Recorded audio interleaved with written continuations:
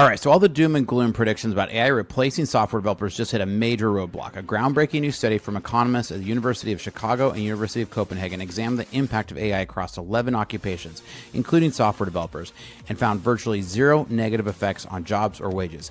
Meanwhile, AI coding tools are creating serious security risks, with a recent study showing that 440,000 out of 76,000 AI-generated code dependencies were completely hallucinated. So after a long time in software development, I can tell you that these findings confirm that I've been saying all along. AI isn't replacing developers, it's creating an entirely new landscape where human expertise is more valuable than ever.